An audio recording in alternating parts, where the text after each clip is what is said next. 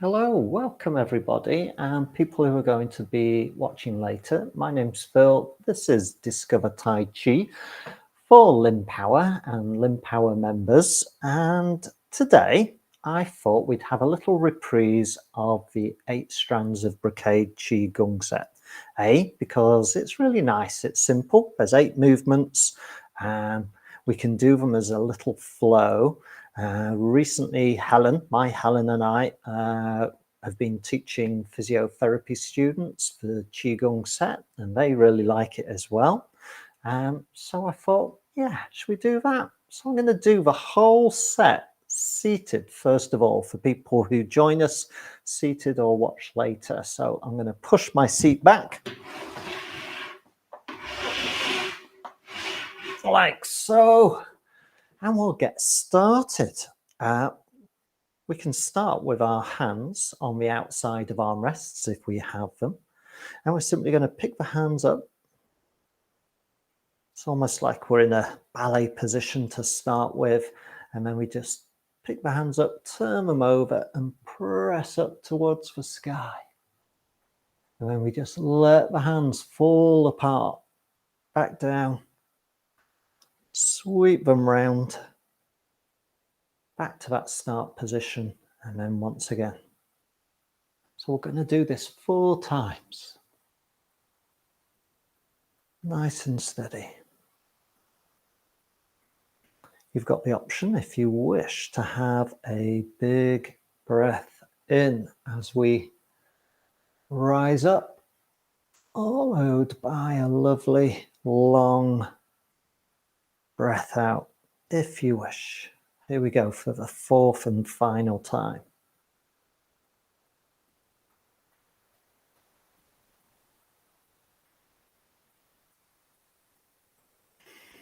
Okay. First movement, 2 hands hold the sky. Second movement, archer. So we're going to release some arrows to the left and right. Let's start by releasing an arrow to the right. So we cross our hands, and I've got my left hand on the outside. That's the hand that's going to take the bowstring. I'm going to look to my right. I'm going to push into the back of the bow as I pull the imaginary bowstring. When I get to full stretch, I'm going to let the arrow fly and let that left hand and arm extend outward. And then we come back down gently. This time, right hand on the outside as we look to the left. Draw our imaginary bow. Let the arrow fly. Off it zings. There's a good word. Here we go again. Left hand on the outside. If you wish, you could have a big in-breath. And just as you let that breath go, that's when you let the imaginary arrow fly. And we could do the same, looking to the left, drawing that bow, big breath in, fill the lungs and chest. Let the breath go and let the arrow go, all in the same moment. There we go. 2 times each side. Next movement, part the earth from the sky. This is where we hold our familiar beach ball. We've got 1 hand on top, 1 hand on the bottom, doesn't matter which, because it's the bottom hand that comes forward, turns over, and then we press down and press up and create this S shape. And then we just turn the palms, let them come back together. We hold our ball for a moment. We've exchanged positions with our hands, and then bottom hand comes up, turns over, presses up, presses down. And once again.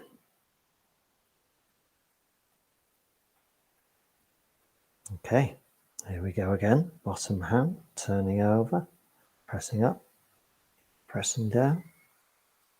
Perfect. Last time.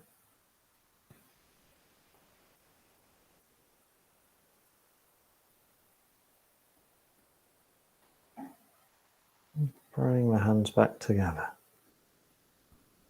As our third movement, parting the earth from the sky. Fourth movement gets us halfway through the set. So here we're looking over right shoulder and then left shoulder, called Wise Owl. And we start by looking to the right and we lift the palms gently and just rotate through the neck and spine, and then we come back to the center.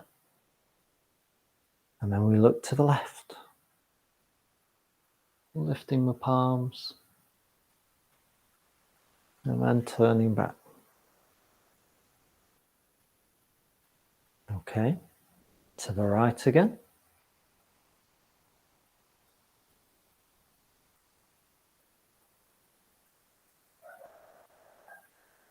And for the last time to the left.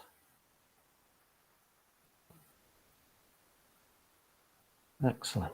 Halfway through. Okay, next two movements in the second half involve a bit more, demand a bit more of us, whether we're standing or seated. We're going to be moving the torso.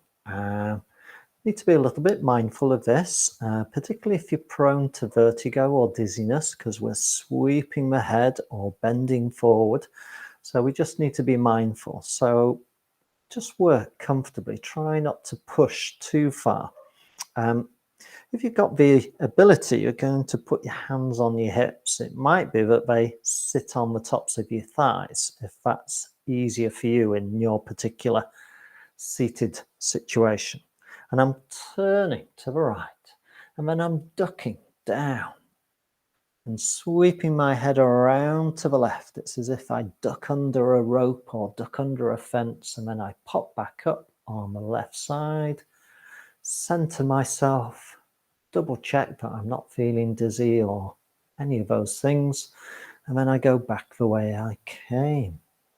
So again, we've got to stabilize the trunk as we sway the head. That's the name of the movement. And we do exactly what it says on the tin. Let's go again. So we go to the right and then under the rope, up on the other side, recenter yourselves. Good movement again for those of us who have been in one position for a long time. It's good to move all the trunk, all in one big movement. Excellent. Good movement to do if you've been on a long journey. Okay, I mentioned two movements in this second half that demand a bit more.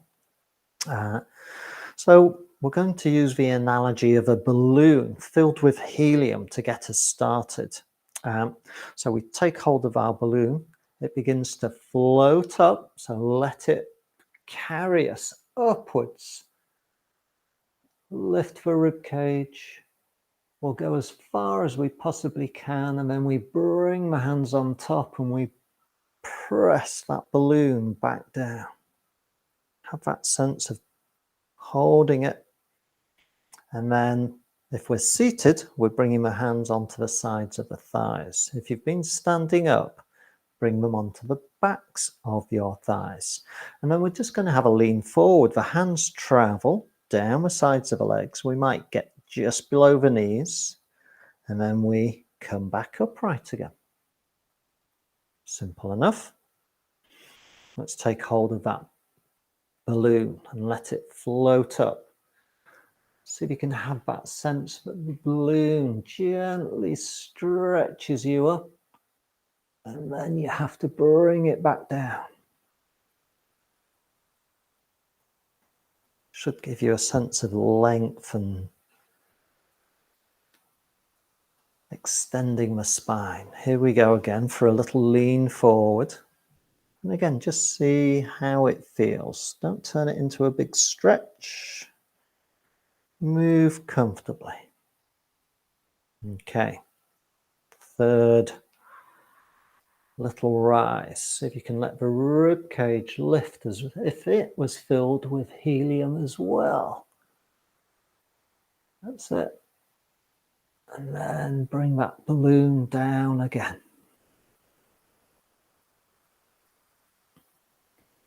Once again, hands onto the sides of the thighs. If we're sat down, lean forward. We might find that we're able to just extend our range of motion a little bit more than perhaps we did in the previous two goes. Final one, here we go. Balloon rises. It's encouraging us to really extend upwards. I'm looking up and then bringing that balloon down. It's as if I've been stretched upwards. Down we come. Hands onto the sides. Down. And there you go. I've managed to reach my ankles on that fourth go. Excellent.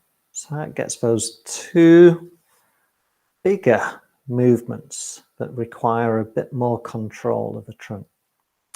So we're going to pull a boat in. We're going to bring the hands into the sides, loose fists.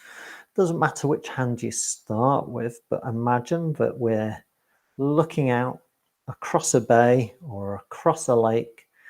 There's a boat. We're going to reach out, take the rope that is attached to the boat and begin to pull that boat towards us, extending out the opposite hand and keeping a nice smooth tension on that rope so that we glide that boat towards us, not creating too much of a disturbance. And if you can picture the scene in which you are pulling your boat, be it a mountain lake or beside the sea, maybe a harbour somewhere, and imagine the boat itself, the colour and the rope and the whole situation, all the sights and sounds and sensations that you would have in that location. It helps us really engage in the exercise of pulling a boat in towards us. Okay, let's reach out 2 more times, once with each arm, and bring that boat to shore. On your very last pull, we're going to just bring that boat in very gently. Okay, I need to push my seat back a bit further, see if I can get my feet in shot. There we go. Is that better? There we go. So we're all in different circumstances, aren't we? Some of us might be wearing a prosthetic limb. Some of us might not. Some of us might have one lower limb that's missing. Some of us might have 2 that are missing. We can all do this exercise. In essence, it's a lift of the legs. Okay. We might lift both legs together, or we might alternate. Again, whatever suits you, you can modify it and adapt it to suit you. But in essence, I'm going to use my intact leg to show you. We're going to lift the heel and lift the knee. And I'm going to hold for a count of 5. 1, 2, 3, 4, 5, and then let it go. This time I'm going to do this with my prosthetic leg, and it's not all singing, all dancing prosthetic leg. It's very simple, doesn't have a flexible heel or any of those sorts of things. So it simply means that I'm going to pick my thigh up a little bit and hold it in place just for about 5 seconds.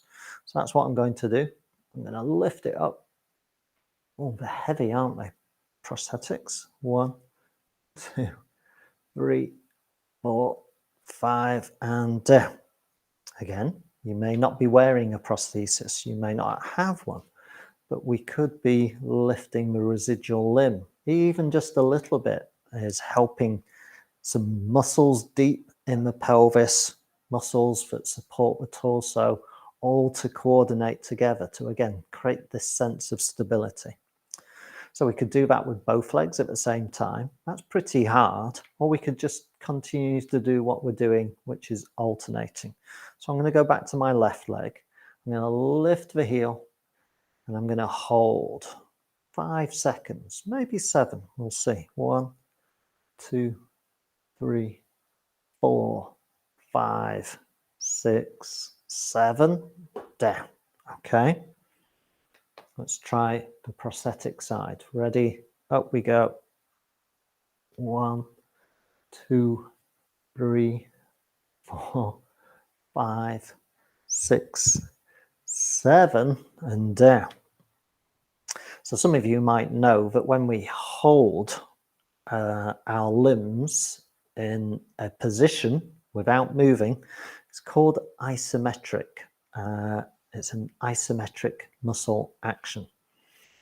And it's just quite interesting that there's been some recent stuff in the media about isometric muscle actions being particularly good for us. They lower blood pressure. They help desensitize us to localized pain in joints. That's good. And they're incredibly safe because they're static. So let's go again. On my left side, that's what we're doing. So here we go. We're going for a lift. I'm going to see if we can do 10 seconds. 1, 2, 3, 4, 5, 6, 7, 8, 9, 10. Down. Okay. You can probably feel that your tummy muscles are working quite a bit. Right side, if we can. Lifting. 1, 2, 3, 4, 5, 6, 7, 8, 9, 10. Boom, down. Isometrics. We have a WhatsApp group.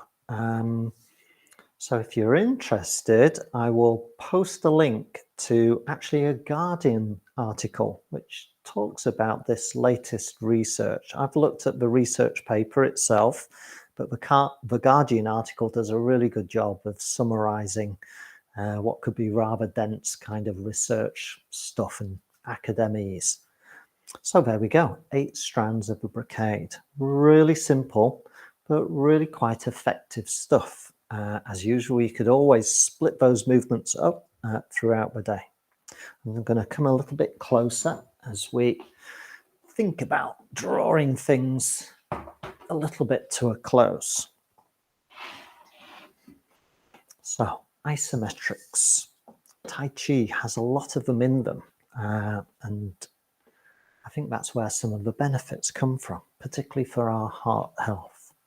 So let's finish off with our very truncated little Tai Chi form from the Li family. It's got Gava celestial energy followed by Gava earth's energy. So hands could start by the sides if you wish, or on tops of the thighs, whichever suits you best. And we bring the hands up. And then we look up towards that imaginary night sky. And the hands slide up towards the sky and bring down some stars as we lower the hands and arms. And we gather them up.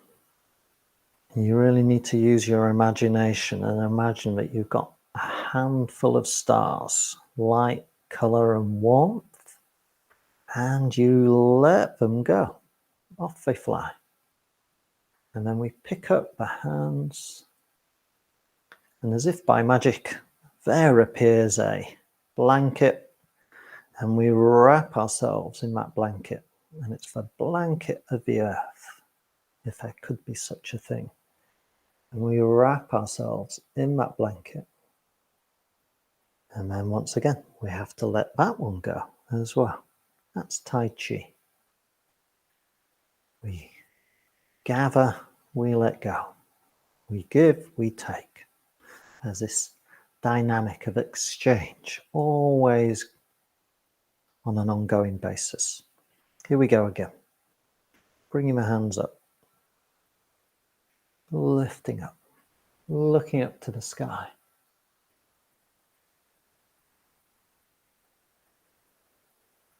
Hands coming down.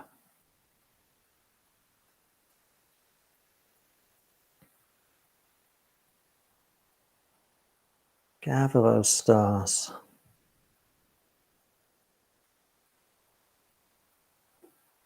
Hold them just for a little moment. Just enjoy that sensation. And then we let them go. Here we go. Hands lifting. There's that blanket. Wrap yourself in that blanket.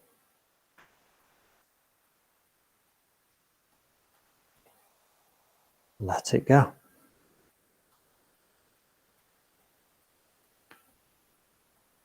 And then to finish, as we've been doing so over the last few weeks, we bring the hands together and let them come to rest on the lower abdomen, just below the navel. And then this is just an opportunity to sit quietly observe the breath, quietly observe the thoughts or sensations or feelings that come to mind without any judgment. And just rest without any ideas of what you might need to do next. Just rest for a moment, purposefully, deliberately.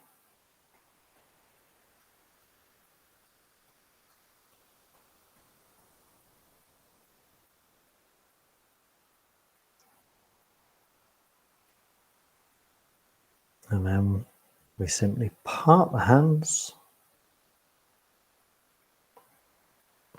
and that's us done.